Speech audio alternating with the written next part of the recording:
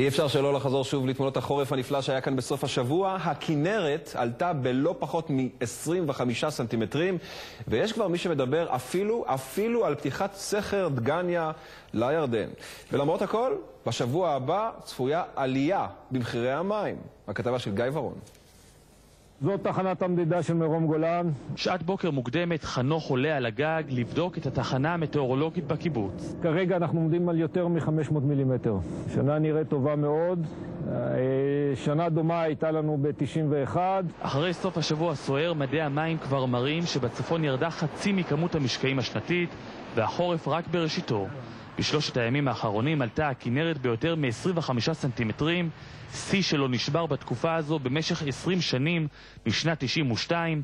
אז גם הייתה הפעם האחרונה שסכר דגניה בדרום הכינרת נפתח. בינתיים גם שם מחממים מנועים. חסרים 3.20 מטרים עד המפלס העליון שבו אנחנו פותחים את הסכר. הסיכוי הוא רק 25%, אבל זה סיכוי די גדול.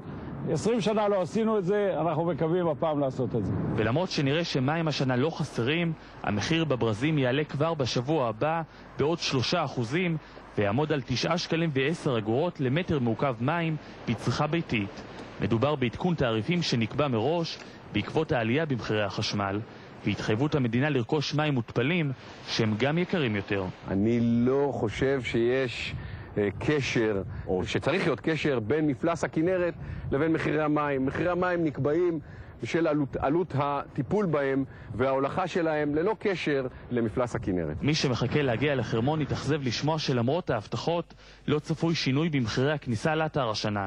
למרות שוועדה ציבורית שמינתה המדינה המליצה על הוזלה משמעותית, לא נחתם הסכם עם מפעילי האתר והוחלט על דחיית יישום המסקנות.